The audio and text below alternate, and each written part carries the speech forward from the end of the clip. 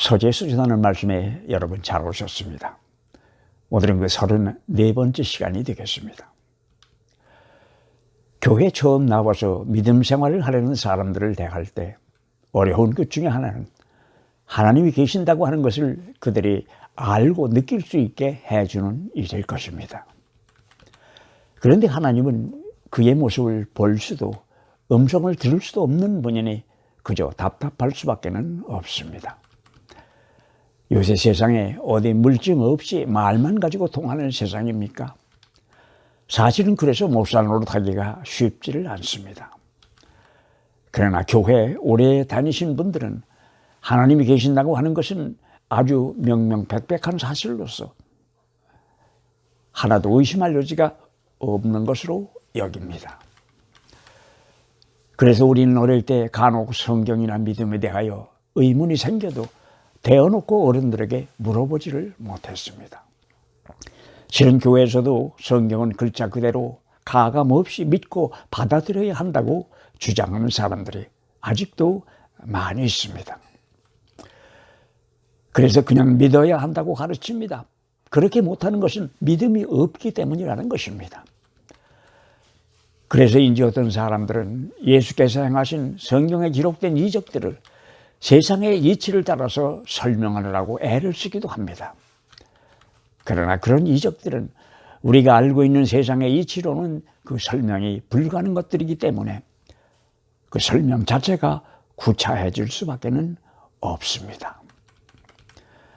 실은 하나님을 사람들에게 보여줄 수 있다면 목사 노릇하기가 훨씬 쉬울 터인데 하는 생각까지도 해보지만은 하나님은 우리들 앞에 그 모습을 드러내지 않으시며 성경을 통하여서만 우리를 반기시는 것 같습니다.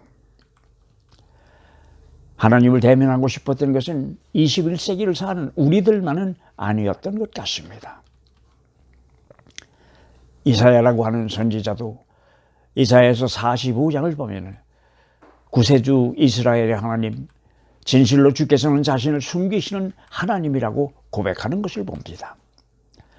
하나님의 얼굴을 보고 싶어 답답했던 것은 어제 오늘의 이야기만은 아니었던 것 같습니다.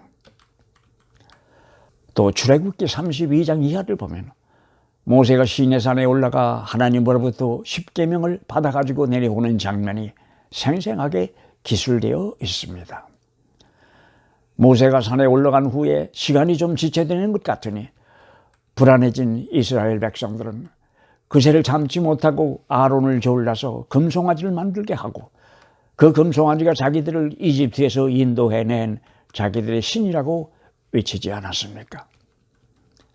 사람들은 흔히 이 사건을 가지고 이스라엘 백성들을 믿음이 없는 사람들이라고 심하게 질타를 하지만은 이 사건은 하나님을 직접 만나고 싶었던 이스라엘 백성들이 가지고 있던 갈망의 표현이 아니었나 하는 생각을 하면 오히려 그들을 동정하게 됩니다. 왜냐고요? 홍해를 가르는 이적을 체험한 그들이었지만 한 번만이라도 하나님을 대면해서 보고 싶었던 것입니다. 그렇지 않으면 그들은 불안해서 견딜 수가 없었습니다. 그랬더니 모세가 하나님께 마지막으로 한 가지를 더 청합니다. 저에게 주의 영광을 보여주십시오. 여기서 주의 영광이라고 하는 것은 주의 임재를 말하는 것입니다. 다시 말하면 하나님의 모습을 보여달라는 것이었습니다. 모세도 금송아지를 만들어 예배를 드렸던 이스라엘 백성들처럼 하나님의 모습을 보고 싶었던 것입니다. 최소한 자기라도 직접 하나님을 만나보아야 백성들에게 돌아가서 자신 있게 하나님의 의중을 전할 수 있을 것이었기 때문일 겁니다. 그래서 하나님의 얼굴을 한 번만 보여달라고 조릅니다. 그랬더니 하나님께서는 모세에게 자기의 얼굴을 보이지 않겠다고 하십니다.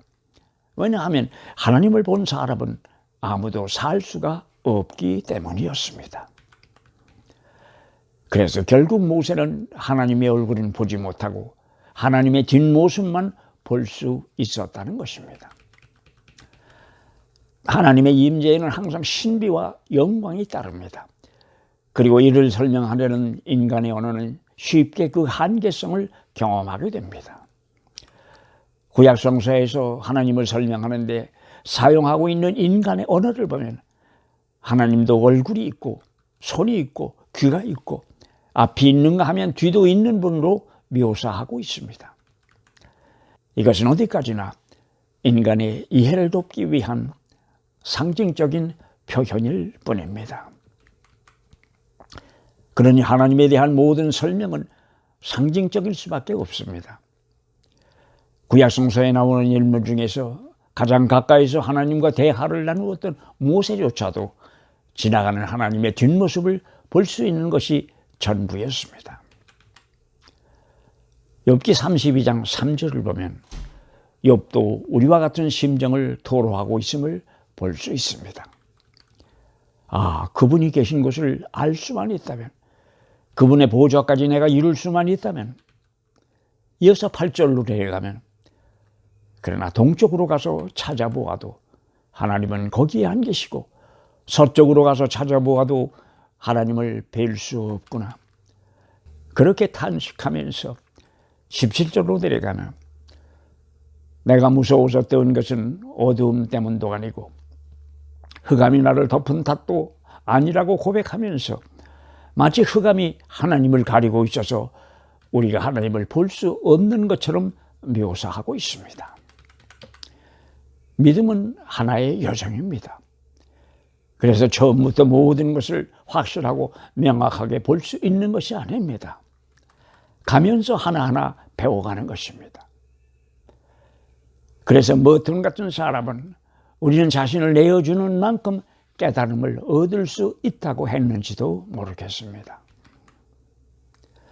여기서 깨달음이란 하나님의 속마음을 알게 되는 것을 말하는 것입니다. 전부도 다 볼 수 있고 다 알 수 있는 것이 아니라는 것입니다. 기차가 움직여야 창밖의 풍경이 변하는 것처럼 말입니다. 하나님과 동행을 하면 보고 알게 되는 것입니다.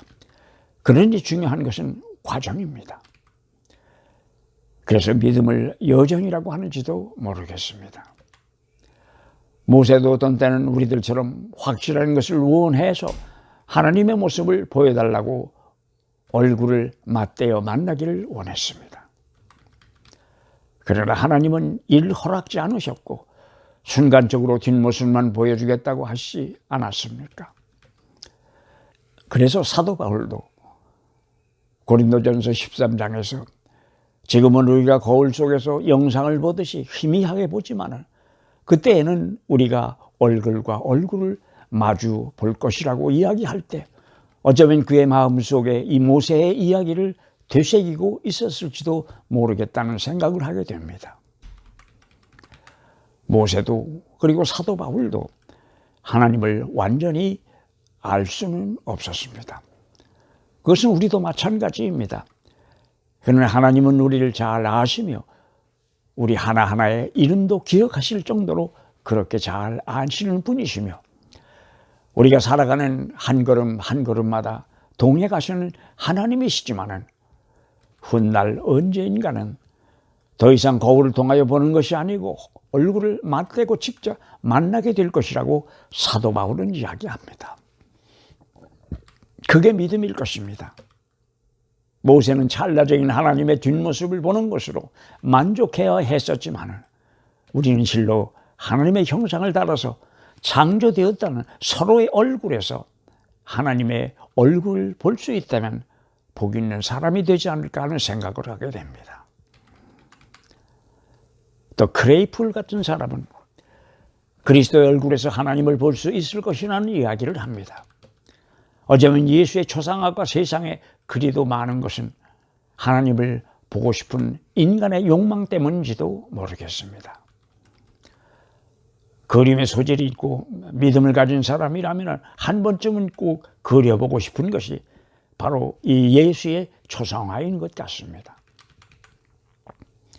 그런데 예수님의 사진이나 정말 초상화는 세상 어디에도 남아있지 않으니 그저 우리가 눈으로 볼 수 있는 것은 아무것도 없으나 믿음의 눈으로 볼 수 있는 것도 그저 부분에 지나지 않는다는 이야기입니다. 그러나 지금으로서는 그것으로 만족할 것인가? 왜냐하면 우리는 언제인가 확실히 보고 전체를 알게 될 날이 올 것이라는 약속을 믿기 때문입니다.